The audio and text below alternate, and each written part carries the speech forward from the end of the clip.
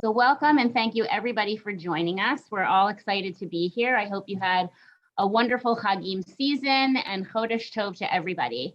In the interest of getting right into it, I just want to say that I will post in the chat a link to the fall series. So when everyone has a chance, in case you haven't already done so, I will post a link, but I'll just let you know that after Dr. Finkelman's class today at 1 p.m., Rabbi Moshe Shulman is beginning a class on Sefer Daniel, the legacy of our Babylonian experience. Tomorrow we have also 2 new classes starting, understanding the ways of Hashem, grappling with the ways of Hashem, Naima Novetsky, and she is at 1 p.m. tomorrow on Wednesdays. And Rabbi Nathaniel Helfgott is beginning a year-long series called Together and Torn Apart, the first book of Malachim, the first book of Kings, and that's Wednesday evenings at 8:30 p.m.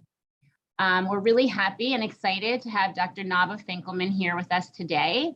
Dr. Finkelman received her doctorate from Bar Ilan University on the topic of foreigners in biblical narrative, which she'll be speaking with us for the next 5 weeks about.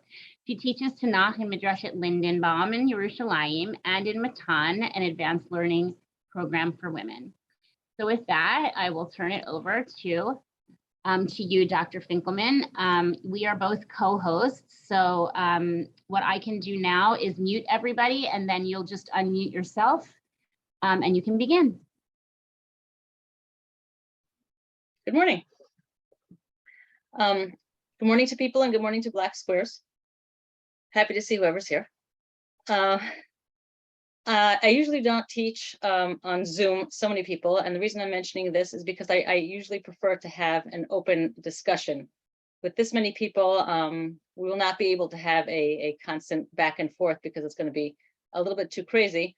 But and I really don't see chat. So if you write G-chat questions during the class, I will not see it. But if anybody has a need to ask a question or make a comment or argue with me about anything, please feel free to unmute yourselves and do so, okay? Because I really will miss the back and forth. Okay. Class that I'm going to teach for the next few times, this and another 4 I believe we have so far, is loosely based on my doctorate about foreigners who speak of God in biblical narrative. We're going to be looking at many sections, or several, at least 5 sections of Tanakh that people know. These are not the first time you're going to see these sections. These are all common sections. They're all sections that people know very well. But we're going to look at it from a different angle. And the angle that I purposely put this slide up now so that anybody who would like to copy my email and ask me questions or contact me somehow is more than welcome to do so. The angle that I'm specifically looking at in all the texts that we're going to be looking at is the foreigner. The foreigner in all of these narratives that we're going to be looking at. The foreigner, I will define for our purposes, is someone who comes after Avram Avinu in the historical timeline. In other words, Adam Arishon and Noach were not foreigners because there was no one for them to be foreigner to. So we're talking Avram and on. And we're talking about people who are not the covenant descendants of Avram. Okay, in other words, people who are not, who Tanakh does not consider to be Israelite. We would call them Jewish, Tanakh would call them Israelite. Okay, so we're going to be speaking about those foreigners who are not part of the nation of Israel. And we're going to be looking at narratives that have foreigners such as these, and specifically narratives in which these foreigners say something about our God, say something about Israel's God. Okay, that is our corpus, and I'm going to be picking a few select. There are dozens of these people throughout Tanakh, and I'm going to pick a few which I think are representative of the kind of thesis that I'm trying to get across. Okay, the reason that I find this topic interesting, is because I don't think we could take. It's not a natural assumption to have foreigners say something about our God. If we look at all the other ancient Near Eastern texts from that time, Babylonian, Assyrian, Egyptian, whatever, everybody has foreigners, right? Because everybody has enemies and everybody has diplomatic connections and everybody has slaves and everybody has people who are foreign to their nation. But all these other texts, other ancient Near Eastern texts, do not seem to be concerned with what those foreigners to their nations have to say about their own God. Okay, am I being clear so far? Okay. Here are the type of questions which I'm going to be looking at in all these cases, and I think that if we look through this lens, through this prism of what is it that these foreigners are saying, I think we can gain a lot more from the stories in which they are found. For example, given that they're speaking about our God, because those are the cases that I choose to look at, they're going to be saying something about God. And I'm interested, first of all, what are they saying? What kind of theological messages are they giving? Are they saying something positive about our God? Are they saying something negative about our God? Okay, what is it that they're actually saying? When they speak about our God, by what name do they use to speak about our God? Okay, we know that we have several different names for God, right? Certainly in Tanakh, there's Yud Kei Vav Kei, there's Elohim, there's several other names. And I think that each of these names may indicate something else. And when used by foreigners, I think they may reflect different kinds of thoughts that they may have about our God. If we are talking about theological messages that these foreigners are giving, then why is it important that these messages are verbalized by the foreigners? Why can't we just have, one of the Israelite characters in Tanakh say them? Or why can't we have the biblical narrator say it? What do we gain? What is the extra gain from having a foreigner voicing these messages? We don't always know who the original reader of these texts are. We are, 21st century readers of this text, and these, whatever it is that that the text says has meaning for us today as we live in modern society, except there is some sort of implied first readership, first audience back then, within whatever historical circumstances that they were living. And I think if we, and in some of the cases, certainly if we look at the implied original audience, that will give us another kind of viewpoint of what it is. Why was it important to have these messages said in the first place? One last question before we move on. And I think this is fascinating, and I only was able to answer this question after I looked at all of these texts of all the cases of foreigners in Tanakh. I think we'd be surprised to see what level of religious commitment does Tanakh expect of foreigners. Okay, we know that today Judaism is not a proselytizing religion, right? We don't expect everybody to become Jewish, but what do the authors, when I say author of Tanakh, I mean I'm not talking biblical criticism. I'm talking about the text itself, the Nevi'im who wrote it, and Moshe who wrote it, and Moshe who wrote it at God's dictation. It's all fine. I'm talking about the formulators of these texts, okay, the ones behind the words. What level, what do they expect religiously of these foreigners? And I think that is another thing that we could see in these texts that we're going to be looking at. There are basically two types of broadly speaking, just very big division, what I would call good foreigners and bad foreigners. And if my mouse worked, you would even see that on the screen. There we go. Okay, there's the good foreigners and the bad foreigners. The difference is that good foreigners, and I'm kind of giving you a coming attractions, right, or spoiler alert. Okay, this is at the end. We're going to look back and we're going to see there are two types of good foreigners. The good foreigners are the ones with whom the heroes of the story, the Israelites in the story, can maintain friendships, can forge treaties, and the text itself evaluates them in a positive way, as opposed to the so-called bad foreigners, with which there is strife, with whom we have war, and who are evaluated negatively by the text. If I had to, again, very gross breakup of what would characterize in Tanakh's eyes a good foreigner versus a bad foreigner, I would say that the good foreigners are those who have some measure of humility, those who realize that they are not the be-all and end-all, those who realize that there is some power greater than themselves, as opposed to the bad foreigners who consider themselves the highest power. Okay, that's one of the greatest theological arguments, let's call it that Moshe had with Paro, right? And Sefer Shemot, where Paro thought he is, a king god, and he had to be shown, no, you are not a king god. You can be a king, that's great, okay, but there is some power above you, right? That I think is a very good, a quick and easy distinction between good foreigners and bad foreigners, those who do and do not accept that there is a power above them.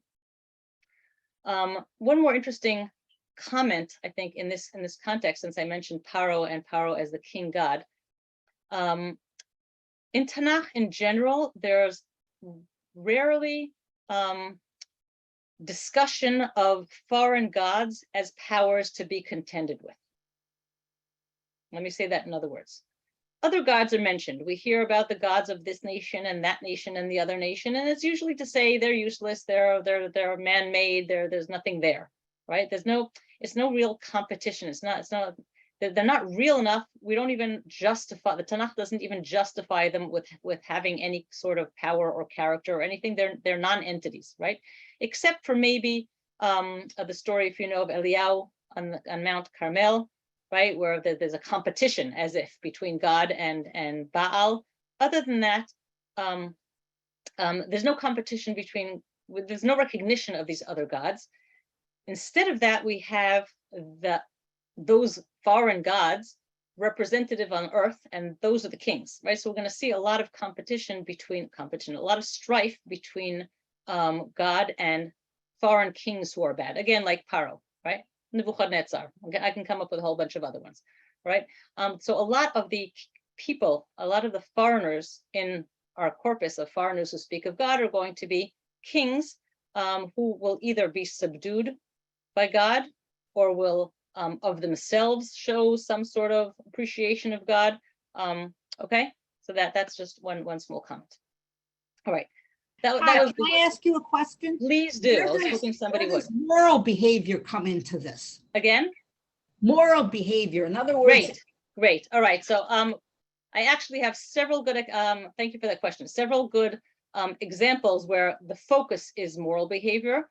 I don't remember if we're going to be talking about them in this round, but my claim will be at the time that in order for someone to feel the need to behave morally, you have a prerequisite of them realizing that there is something more important or higher than themselves. If you are the king of the universe and there's no higher power, what's the point of being moral? I mean, unless you're very magnanimous, right? But morality usually comes from some sort of humility that says there's a law greater than mine. There's moral law, there's general natural law, there's whatever you want to call it, but there's something that even I have to bow down to. So I would like to categorize that question of moral behavior, not under religious behavior, but under a behavior that takes into account something higher than myself. And I would consider that one of the good foreigner traits. Okay, someone who realizes that there is something above him. There's some sort of humility there. Did that answer the question? Yeah, yes, that does. That would be under good foreigners. Okay, thank you. Okay, good. All right, so that was my brief introduction to this whole mini series of foreigners. And I'd like to start with our first example. And again, please feel free to butt in whenever you'd like and ask questions or make comments. Okay, we're going to the first example that we're going to be doing today. And incidentally, each of these classes will be about a different foreigner. Okay, we're going to start and finish one such foreigner in each class. So today we're going to be speaking about Melchizedek. Melchizedek is the first such foreigner in Tanakh who speaks of God. And it's pretty easy to realize that because once Avram comes on the scene, he's Melchizedek, or the story that involves Melchizedek is basically one of the first stories that happens. All right, so we're looking at Bereshit, Perek Yud Dalet. Those of you who have a Tanakh or a text in front of you, You're welcome to use it. I'm going to be putting out throughout our classes all the texts that we're going to be looking at on screen, sharing with you on Zoom. So you're welcome to look at your own, or you're welcome to follow mine, whatever's more comfortable for you. Okay, good. Okay, this is the sort of thing one should never do on a Zoom slide. One should never put this many words on a Zoom slide because it's scary and uncomfortable to read. But in the interest of getting through the less important part of our section, I'm just going to read through it and translate as we go. And I hope that the next slides will be friendly. All right, here we go.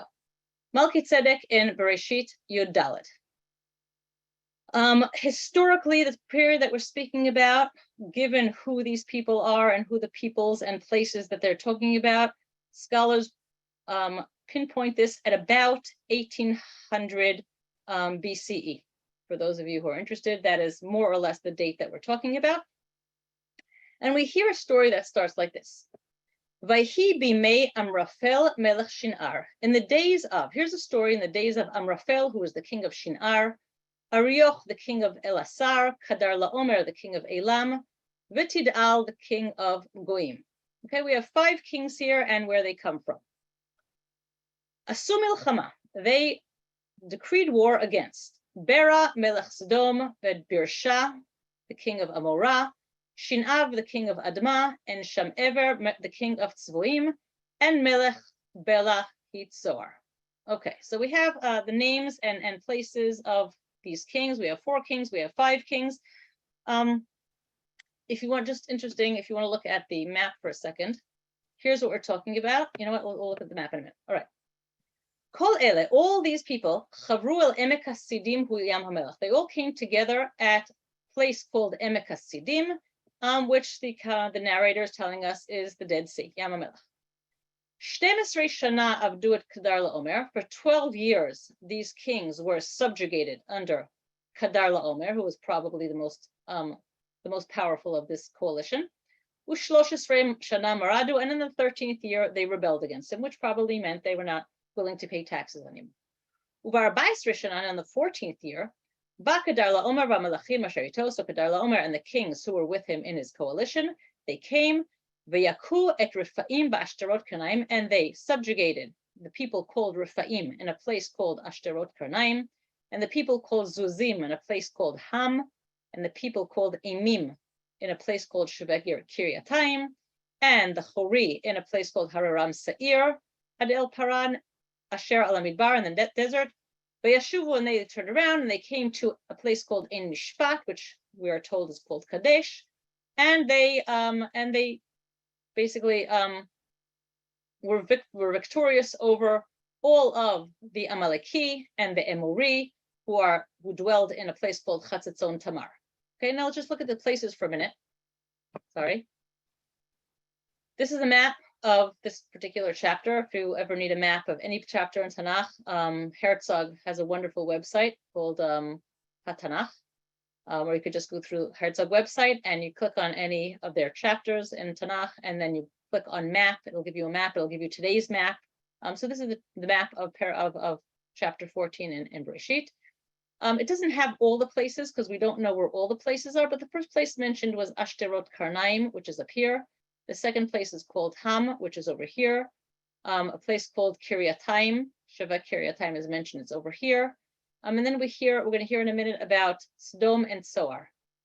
If you look at all these places, I mean, it's clear given the sequence that the people who came from Mesopotamia, somewhere over here, right? They went from the northeast and they, went south, right? Until the war that we're going to hear about is somewhere in Sodom, which is either south of the Dead Sea or north of the Dead Sea, unclear, but somewhere over here, okay?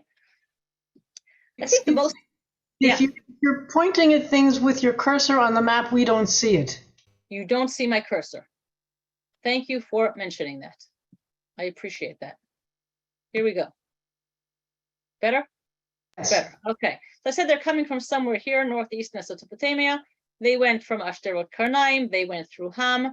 They went through Kiryatayim. They eventually got to Zoar. And the war is in Sodom, which is either here, north of Yam HaMelech, or here, south of the Dead Sea, somewhere over here. Okay? So this was more or less their war path. Now, If I may ask, I wonder how Herzog decided that that's where Ham and Ashtrot Karnaim are. well, good question. I don't know. I do know that there are other places mentioned in these psukim that are not on this map, which means that they couldn't identify that, right? So just given that, I'm guessing that these are not guesses. This is based on some sort of archaeological something, right? For example, you have Sodom here with a question mark, and you have Sodom here. So they're not sure where Sodom is. And some of the places aren't mentioned at all. And some of the places are mentioned. So, do with that as you'd wish, okay?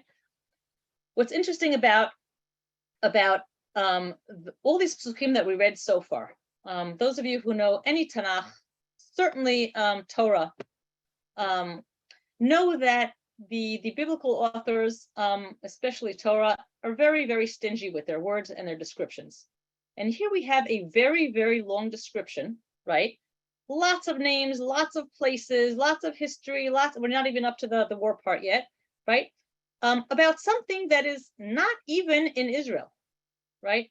If we look at Israel, if this is the border, the closest they got was the border, right? The Sodom is somewhere on the border. This is all foreign history, right? So that's one thing to think about. Like, why are we given all the whole framing is very, I think, more similar to ancient Near Eastern texts. The king of this and the king of that, and they warred with this and they warred with that. And, it sounds like you're watching the CNN of their day, right? Talking about foreign affairs, right? This does not sound like Tanakh. Let's keep going. Okay, we are over here. Vayitze melech Sodom. All right, so now we know where Sodom is, right? Sodom is either north or south of Yam HaMelech, where they reach the border of Israel, or Canaan, right? Vayitze melech Sodom umelech Amorah. So Melech, the king of Sodom, and the king of Amorah, and the king of Admah, and the king of Tzvoim, and the king and the king named Bela, which is a place named Tzoar. Well, these four kings came. Right, 1, 2, 3, 4. I'm sorry. I'm counting 5 kings. 5 kings, right? 5 kings are the losers, and 4 kings are the strong ones. The 5 kings, and they go to war against these 5 kings, right? After all the other nations kind of gave in, these people are going out to fight, right? And they meet at Emek Hasidim, which is somewhere near the Dead Sea. Who are they fighting against? About a lot of words, a lot of blah blah, right? And now here what happens next. The Emek Hasidim, the place that they're fighting in, is Be'erot Chemar. It's made, the ground there is made out of some sort of soft dirt. Vayanusu melech Sodom va'Amorah, and the king of Sodom and Amorah retreated. Vayiplu shama, and they fell into the hole. If you know, even today, those of you who know, there are sinkholes around Yam HaMelech, right? Because of all the salt, or whatever, right? So here we have a description. They fell into wherever these holes. Vanisharim heranasu, and everybody else fled to the mountains. Vaikhut kol rechush Sodom va'Amorah, and the 4 kings who were the victors of this war, they took all of the property of Sodom va'Amorah and all their ochlam and everything they can eat or carry or wanted, and they went. Vaikhut Lot. And here is the first time in this whole long story that we have some sort of indication that we may be interested in this whole, what our rabbi likes to call the First World War. Okay, finally we have some familiar name that means something to us. All this is background. And they take Lot, and they take Lot's property. Ben Achi Avram, we hear now his connection, right? He's Avram's nephew. Avraham here is still Avram. Vayelechu, and they go. V'hu yoshev b'Sodom. All right. They took Lot from Sodom, and he's one of the hostages.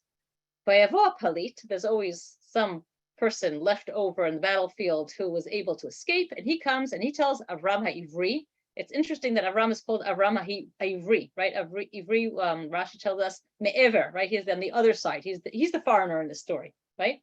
Because this is a foreign story. So to this story, Avram is the foreigner. If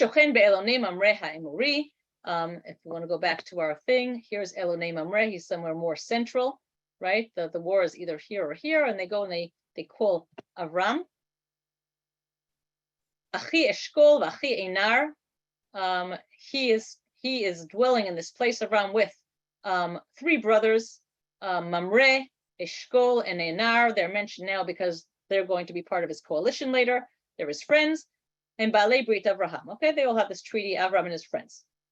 Vayishma Avram ki nishba achiv, and Avram hears that his brother or his nephew was taken hostage.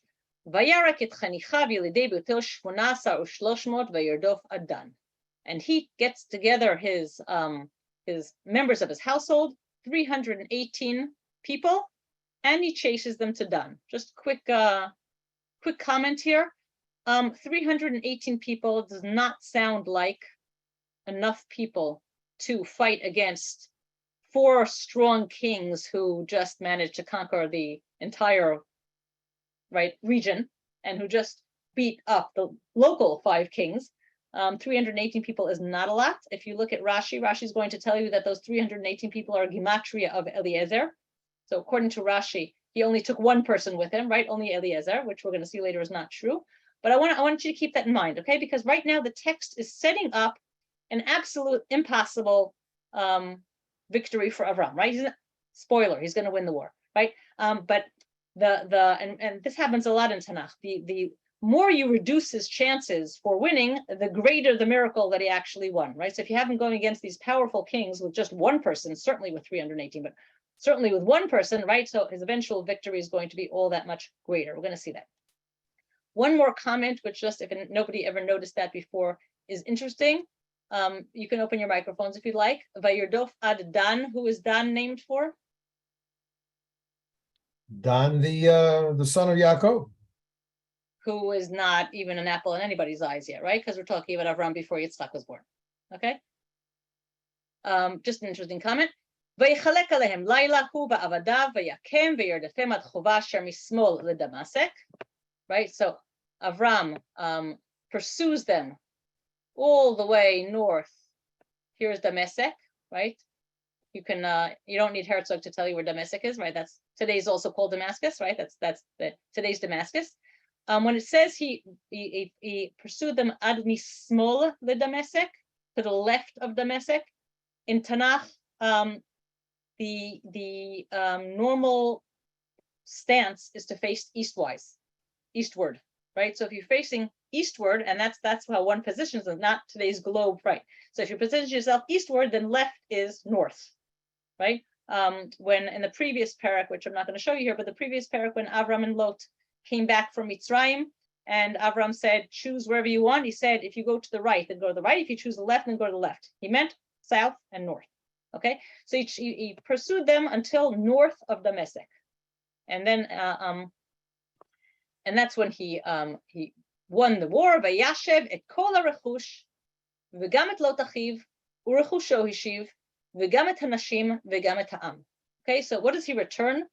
He comes back with all of the property, and Lot, and all of Lot's property, and the women, and the people.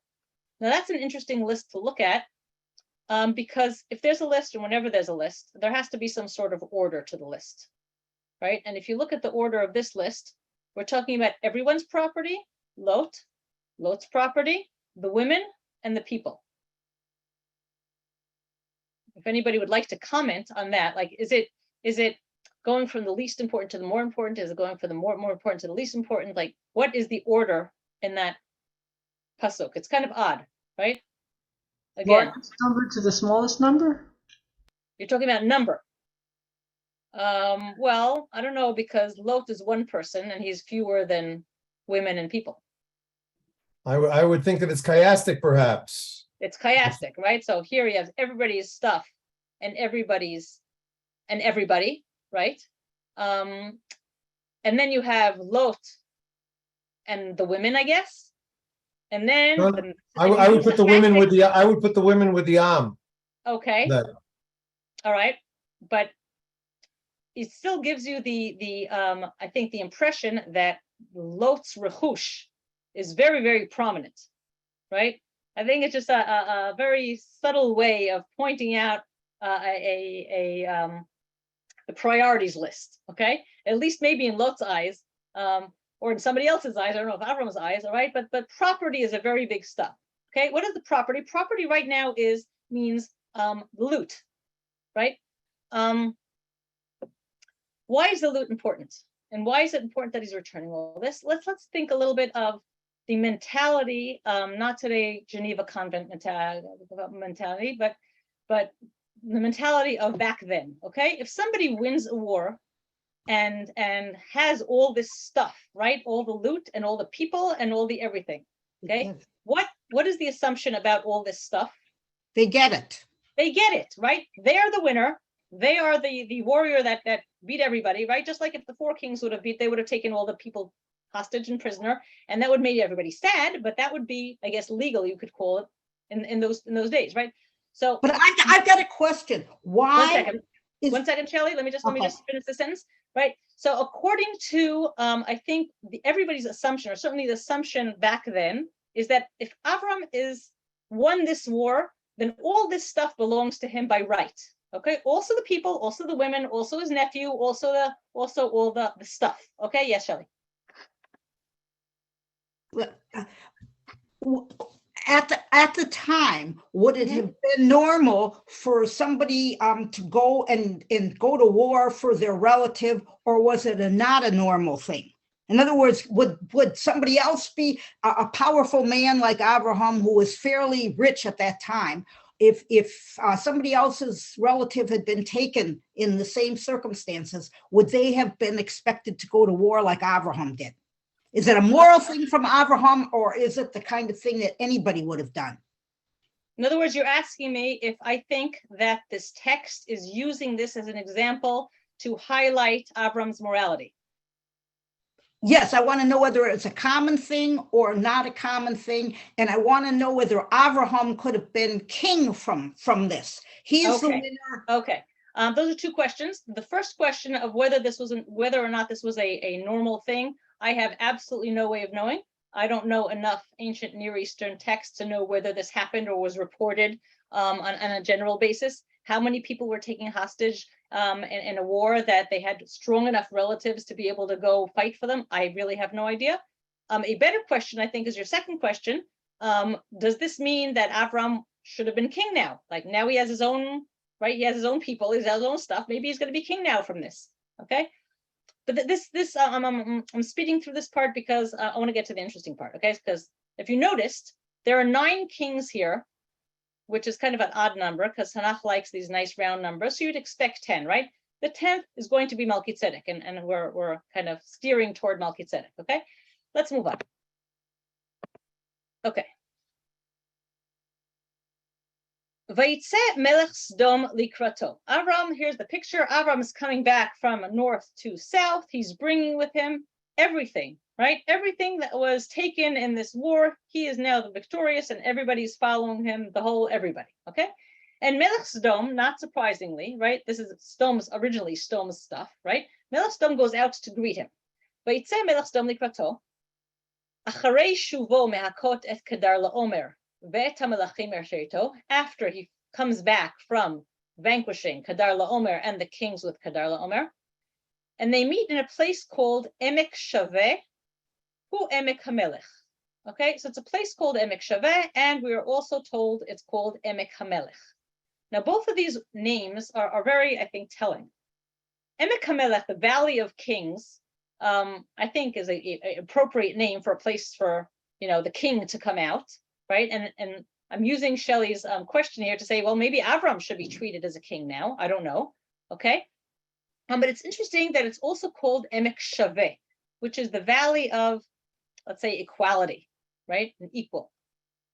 Now, one of the things that I hope we're going to see more of in when we read these texts in Tanakh is that even though we're reading this like a story, right, that the narrator is telling us the story in third person, he's describing a scene for us, right?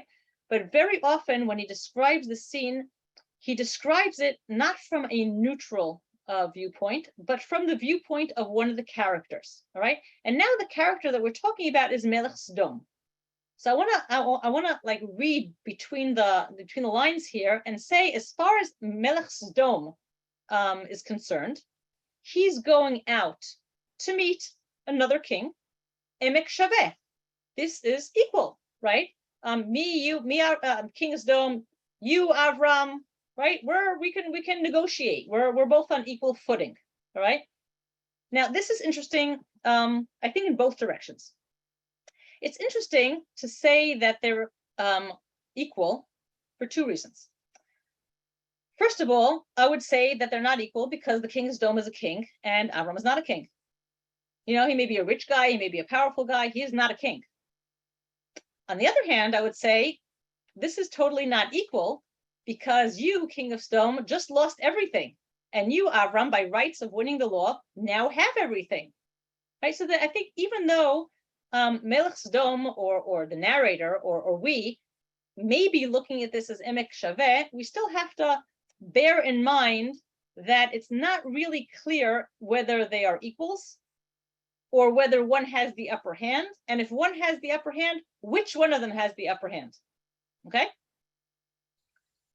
Vayomer Melech Sodom, and Melech Sodom says to Avram, Vayomer Melech Sodom el Avram, Ten li hanefesh v'harechush kach lach. Here's the deal that he's offering Avram. He says, give me the people and you keep the stuff. Okay, that's a good division, right? And anything that walks on two legs is give back to me, my people, right? And by that, if the deal goes through, that means that Melech Sodom will once again be reinstated as king, right? Because now he'll have his people again, so he can be king again.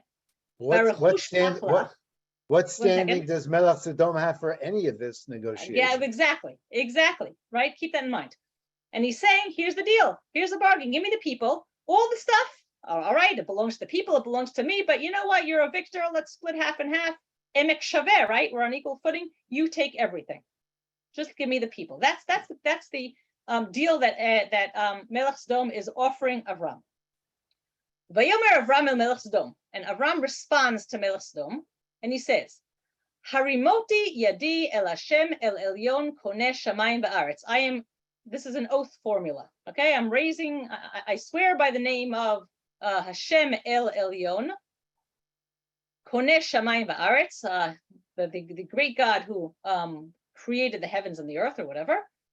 Imichut v'adzrochnal, not from a string to a shoelace. V'mikach mikol asher lach, and I will not take anything of what belongs to you, meaning all the stuff that is part of this deal. V'lo tomar ani hesharti Avram, and you shouldn't say that it is because of you that Avram is rich. Okay, you're not getting any credit, says Avram to the king of Sodom, for making me rich. You keep your stuff. I don't want this. Okay, keep it all.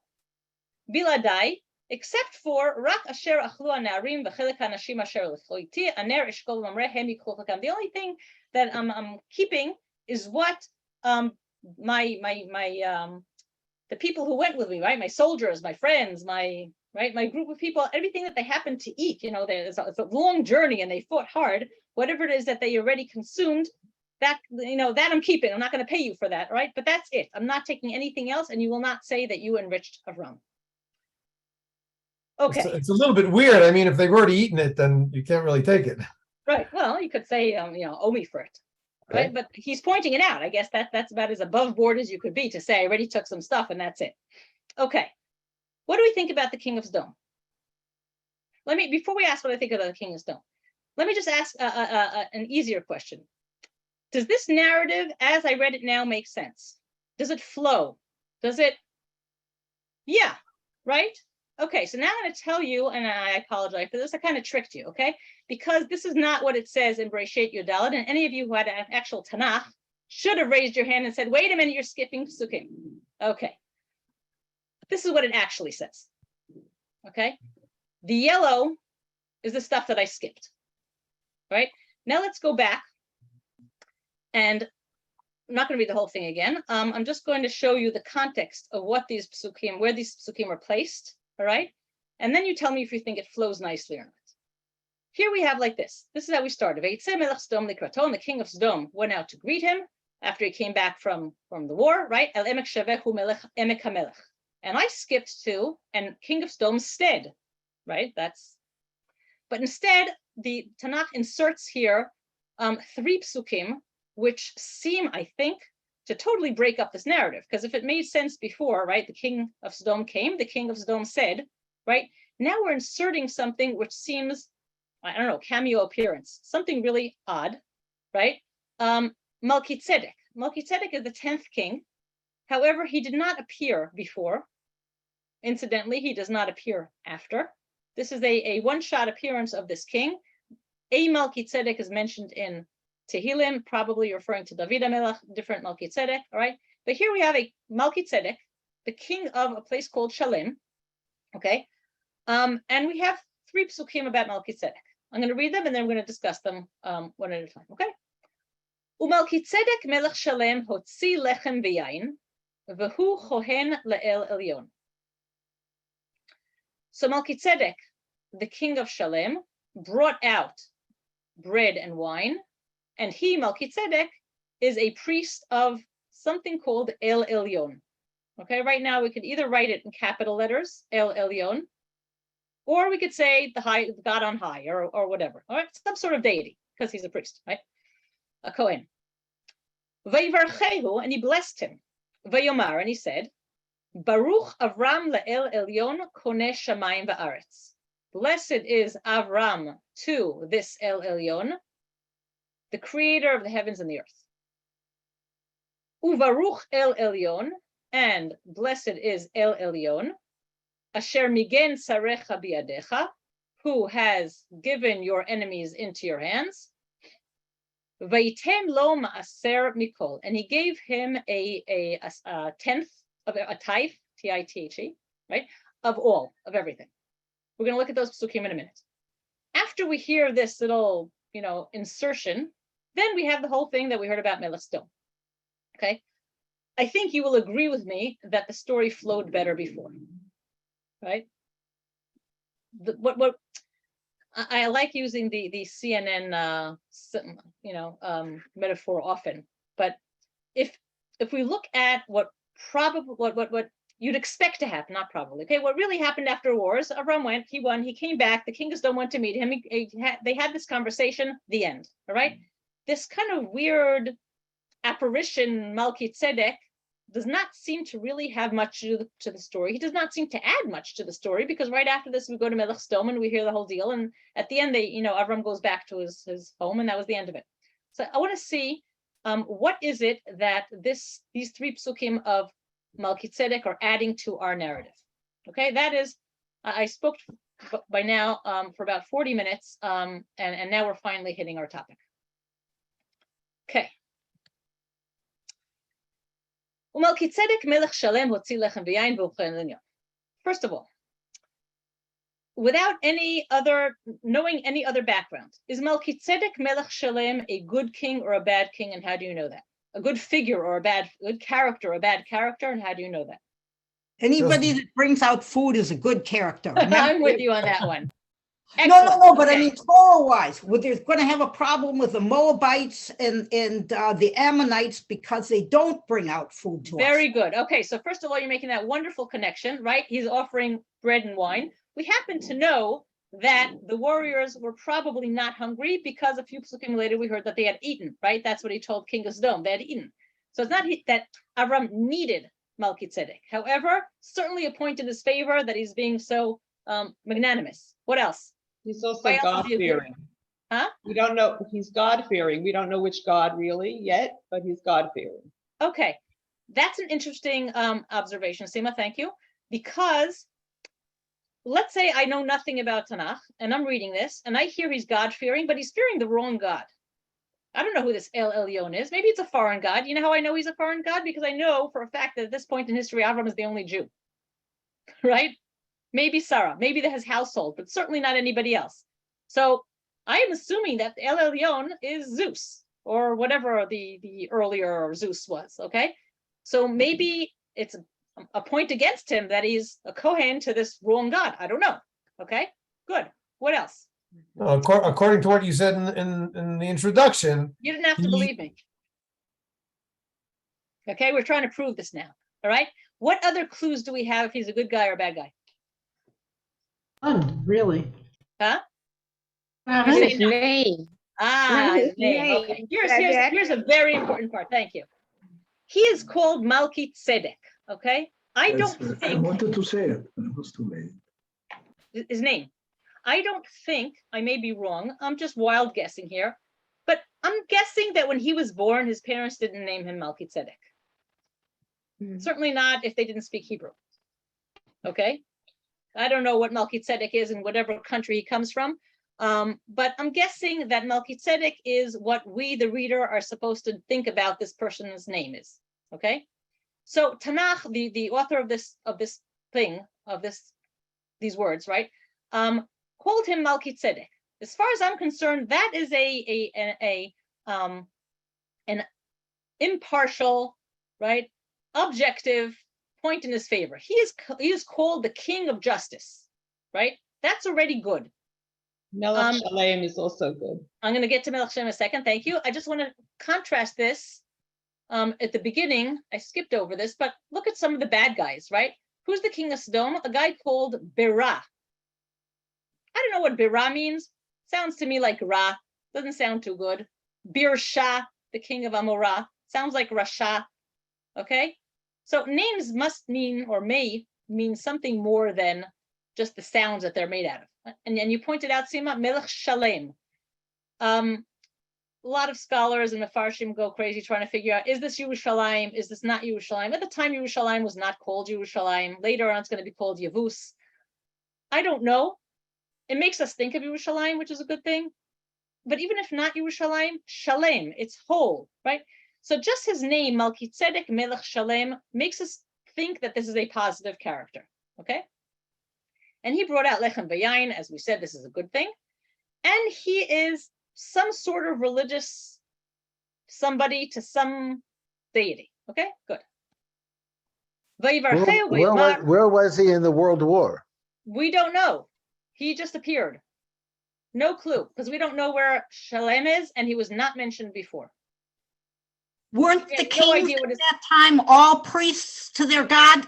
I mean, they're all the heads of the. Okay, fine. Yes.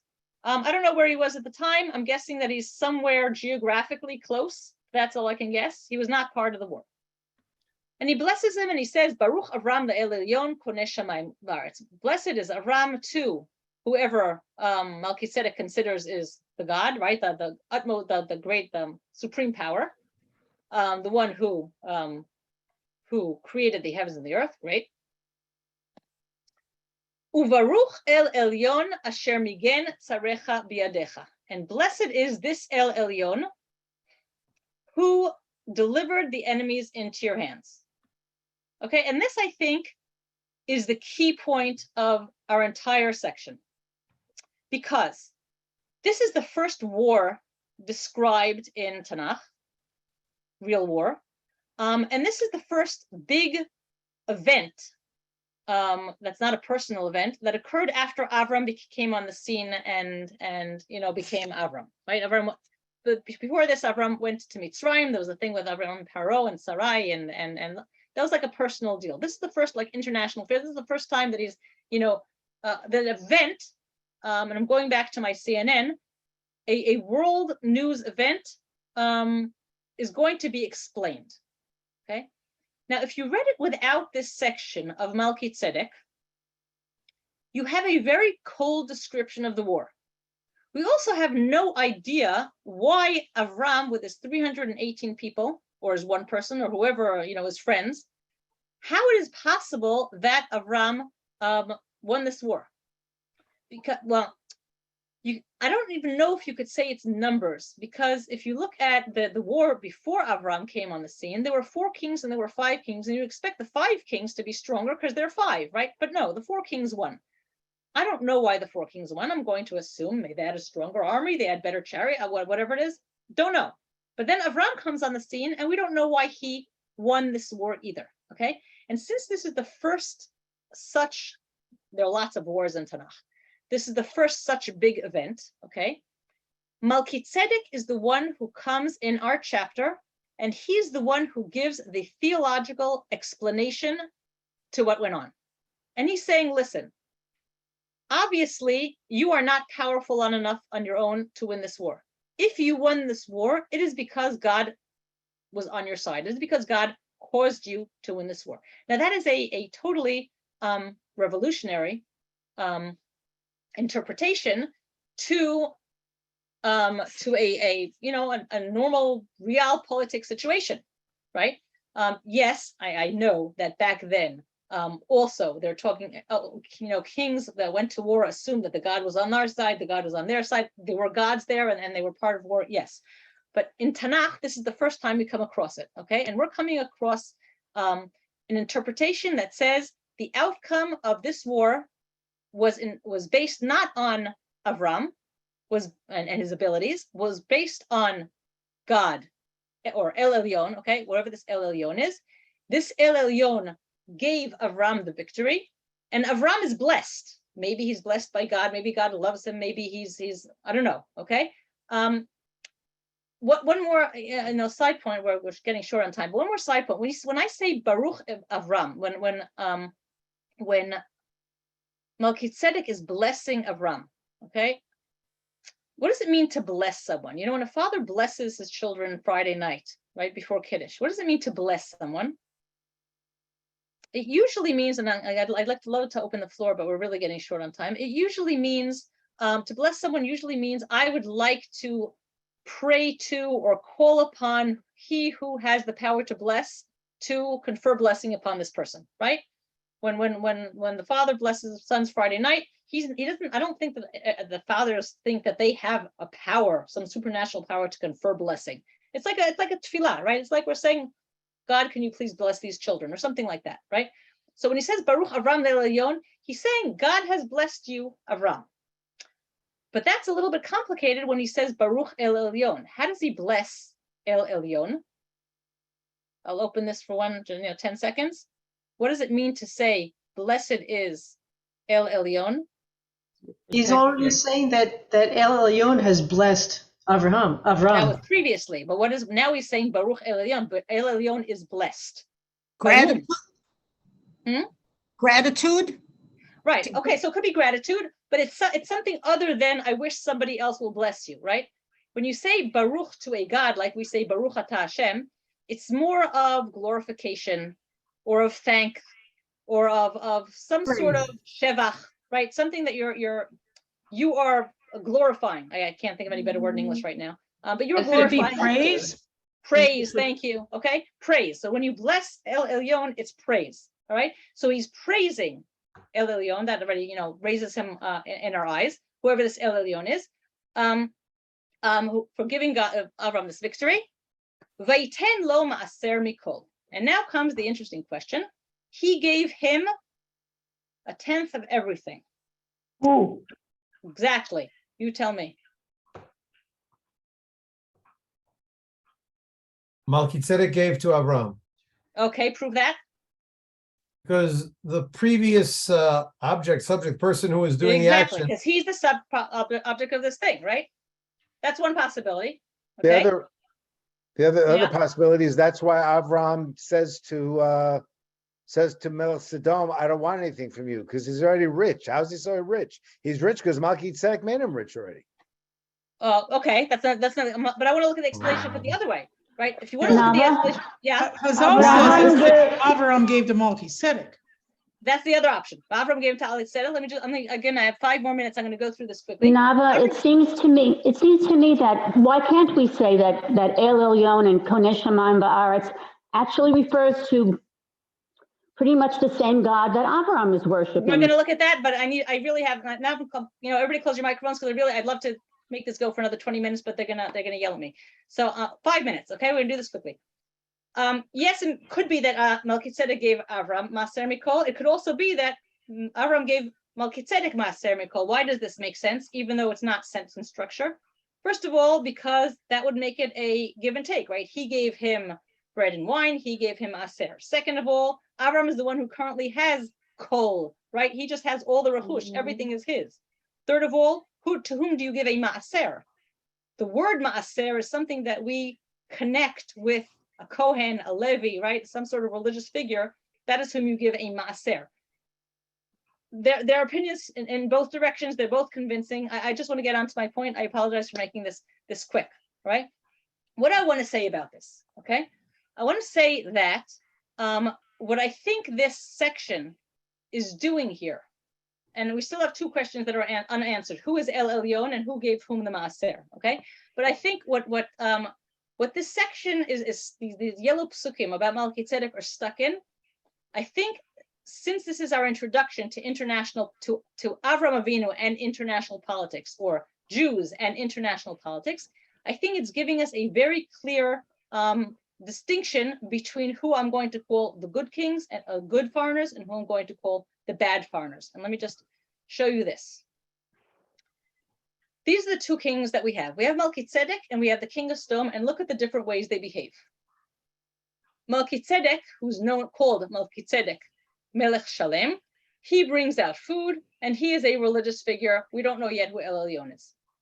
Melech Sodom, who previously we were told is called Bera, right? He comes out and he considers himself equal to Avram. What Melchizedek does is bless Avram and bless God. What King of Sodom does is he says, here's the deal, take it or leave it. To the king of Sodom, Avram gives this long answer saying nothing, saying, I refuse to take anything. I will not take any of your stuff. Go away. The bottom line in Melchizedek is some sort of maaser. Okay? I'm stopping to share because I want to see your faces the last few minutes. Okay. Let me wrap this up and tell you what I think about this. What I think about this is like this. This is the first case, as I said, of war, and Melchizedek is the one who gave the theological explanation of how wars work. Okay.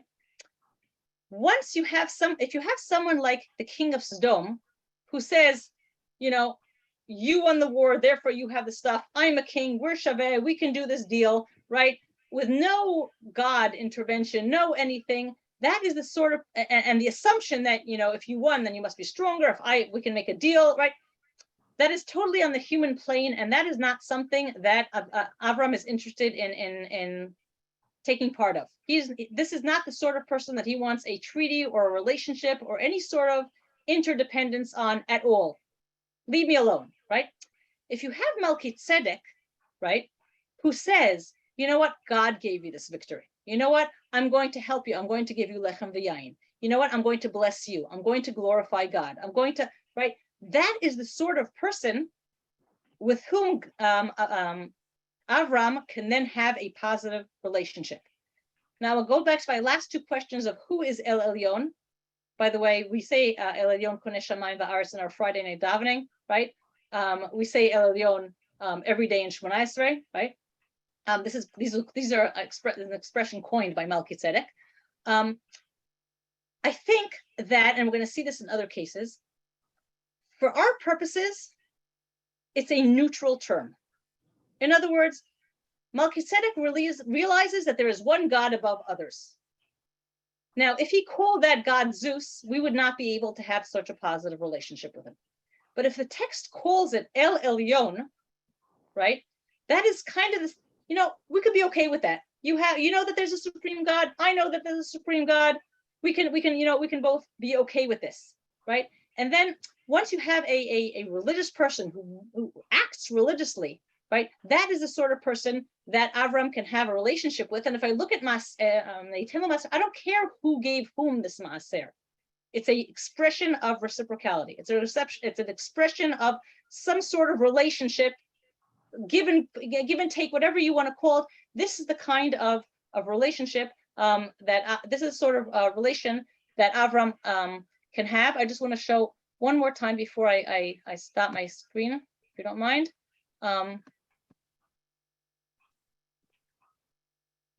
If you look at here, when Melchizedek says, Baruch Avram la'el elyon koneh shamayim va'aretz, and later Avram swears to the king of Sodom and he says, Harimoti yadi el Hashem el elyon koneh shamayim va'aretz. Right, the same el elyon koneh shamayim va'aretz, except Avram adds Yud Kei Vav Kei here. Again, you can look at it both ways. You could say he is correcting. Right, he's saying not your El Elyon Koneh Shamayim Va'aretz. It's Yud Kei Vav Kei, who was actually Koneh Shamayim Va'aretz, right? Or you could say, you know what? We both realize there's a great. I call him by Yud Kei Vav Kei, but you can call him whatever you want, as long as you realize that there's a greater power and you know you glorify this power and etc. You understand what I'm trying to say here, okay? That is, I think, the role of the cameo appearance of Melchizedek in this parak. Okay, now we have 0 time, but I'm available if anybody still wants questions. I'm happy to hear them. I would like Can I to make one point comment? out that Shem was still alive at this time, number one. Number two, it's a shame you didn't show a bigger map of all of the Fertile Crescent there to see where these kings came from. They have to go a long way. You can't come straight across from east to west. You have to go all the way up following the Euphrates and then come all the way down. So they must have been pretty darn powerful to conquer Stone in the first place. And secondly, they to come back again and they conquer all these other places because they're powerful and they're basically softening up the territory before they go back and take I just on want to the say Stone one thing about rebels. what you said, Asher. Thank you. You mentioned that Shem was still alive at this time. This is not Pshat. This is Chazal, right? Because we have no further mention of Shem. However, Chazal do identify Melchizedek with Shem, and there is a Gemara that says that Melchizedek Melech Shalem is Shem. Okay, so it's interesting that you brought that up. I bring it up a bit, but if you do the actual math of the lists of things, you will see that it's clear that Shem is still alive. Work Okay, it well, maybe out. that's You where they do got the it from. math the way it's been traditionally done. You don't need Chazal per se. You just do the math from the text. Okay, Nava, can I make one point? please. I think that if you read further on, a little further on in the text, your point about Melchizedek is validated because the next parak starts with Achar Hadvarim Ha'ela Yadvar Hashem El Avram V'Machazel Lemor Al Tira Avram Anochi Magain Lach Sarcha Harbe Ma'od. So he uses the same language as Melchizedek uses in praising Hail Elyon or Hail Elyon. And he Right. also follows that with Sacharcha Harbe. So we have a lot of the same imagery of Rechush or Sachar and Hashem validating, saying, I am going to be your protector forever. And that's Right. actually how we end the Chazal will bracha tell in you on that Shemona Esrei. pasuk. Thank you. Chazal will tell you on that pasuk that Avram al Tira. Why was he fearful? Because Avram feared that all of his brownie points, as if were used up by winning the war, and now he's afraid, like, I have no merits left, and that's why Hashem said, "Don't fear." Again, right? You have beyond that.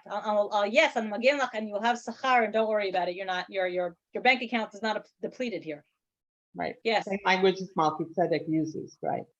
The Magain and the right. Yeah. Anybody else? Well, then, thank you, and I will see you all next week. Thank you. Thank you very much. Thank you, Dr. just Finkelman. wonderful. A whirlwind, Oh fabulous. wow. Well, Thank you. was quick. Thank Thank you. you. Thank you. Yeah, toda. Toda. And for anybody else Chodesh Tov, that's everybody. here, Chodesh Tov. for anybody else before you leave, the one class I forgot to mention is a Torah in Motion favorite. Shuli Mishkin is also Oh, yeah. starting a class on Thursday at 12 noon Eastern time on Jerusalem's history and places. So I didn't want to leave Shuli out of the mix. Have a wonderful week. We'll see you all same time next week. Thank you. Chodesh Bye. Tov. Thanks so much Bye. again. Chodesh Tov. Bye-bye. Great. Thank you very much. Bye bye. Bye-bye.